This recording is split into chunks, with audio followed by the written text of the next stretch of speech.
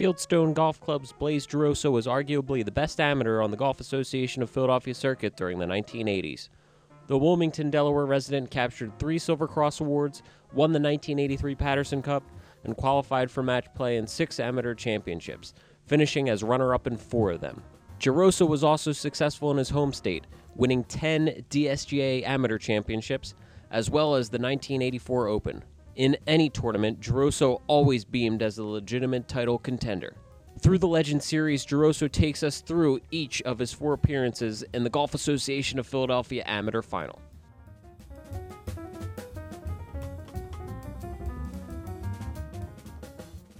I was 4 up after 18. I won the first hole in the afternoon to go 5 up, and then I don't know what happened. I started driving the ball crooked. We were playing White Marsh, and Gary played well in the afternoon. He was a good putter. Somewhere on the back 9, he got up and down from under a tree. I think it was like 13 for par to win a hole, and then we went to 16. I hit it over the green, which was death, and I made bogey, and I guess that might have evened the match. And then I think he birdied 17, and then 18. It hurt to lose a big lead. I tried to figure out what I did wrong in that afternoon. I guess maybe with a 5-up lead, I probably should have hit 3-wood off the tee a little bit more, because I remember not just hitting it crooked a few times and always getting a bad break and not having a shot, and that happens at White Marsh. You know, you just have to hit it in the fairway.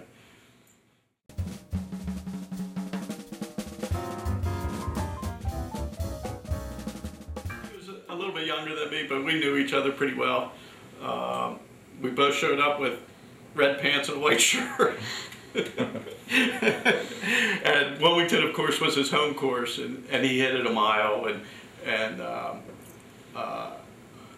he had the advantage playing Wilmington, and we had a good match. I started out pretty poorly. I think I probably had 3 putts the first 18.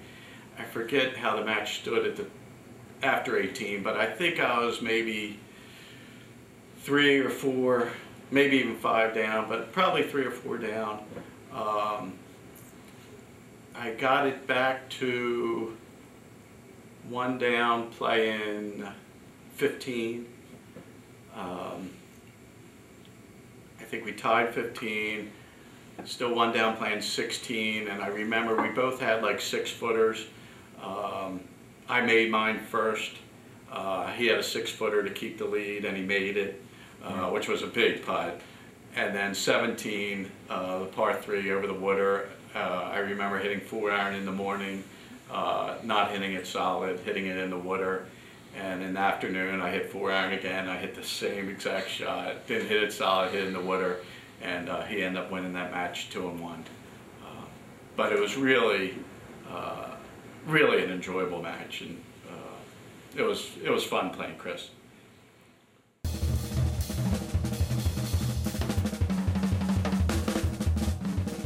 We had a good match. I don't know what either one of us ever led by the most, but I know it came to the last couple of holes, and I think he I don't remember whether, I think he won 2 up. I think he won the last hole to win 2 up. I know I was 1 down playing 18 or 36th hole. I forget how we played. I remember he just really, I didn't know Chris. I knew Chris of him, but I don't know if we had played much before. But I remember that day how straight he hit the ball off the tee. He was really a good driver, and then he was a good putter. And I learned from that. I always knew that if you drove the ball straight and putted good, you could beat a lot of people. But that sure confirmed it, because he really had a good game. Manny's was one of my favorite courses, and I felt good going into it. They always had the break from Friday to Sunday. I'd always wished they just kept on playing on Saturday. I think just because I knew it was an endurance test, playing so much golf, and I was young and I was in good shape, and I didn't mind playing 36 a day. I don't know if that Saturday would always give me, I didn't know what to do. Should I practice hard? Should I rest? But I forget how I played in that final against Chris. But I do remember it being a good match.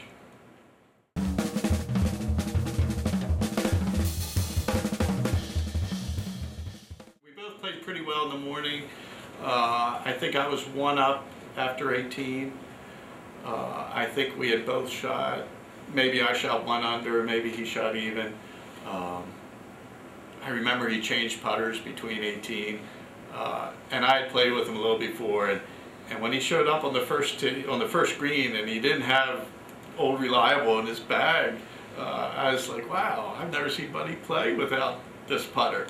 And so he used a different putter in the first 18, and then he switched back to Old Reliable in the second 18, and played really well. We both played well, and we got to the 15th hole of the second round. The match was tied. 15 at Waynesboro was a par 5. We both hit it like 6 feet. Both made it. 16 was a short par 4. I think we both had wedge in. He hit first. I remember he hit it about 2 feet, and I remember my shot flew in the hole and came out to just inside of him. So we both birdied 16. And then 17 was the long par 3, and he hit, I remember he hit forward about 6 feet. It was a great shot. I think I missed the green, but chipped up close for par. He putted first and made it for birdie to go 1 up. And then 18 was a par 5, and I'm pretty sure he hit the green in 2, had like a 25-footer, and just 2 putted for birdie to win 2 up. Losing 4 amateurs in 5 years isn't an easy burden to carry, but a humble Giroso takes it all in stride and stands proud of how consistently competitive he was on the golf course. You know, I didn't feel bad. I guess the one that hurt the most was probably losing to Gary in 1980. You know, playing Chris at Wilmington was a hard match. You know, if I had won that, that would have been an upset. You know, Chris played Wilmington really good, and he hit it so far, and he had a big advantage on me there. Playing Buddy at Waynesboro was a tough match.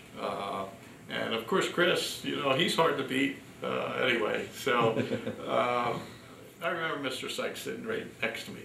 You know, don't worry about it. You'll win one. And if you don't, hey, big deal. You're playing good golf. And so it didn't bother me too much. To hear more of Gap legend Blaise Giroso's story, visit the association's YouTube channel at www.youtube.com/GapGolf09. For Gap TV, Tony Regina.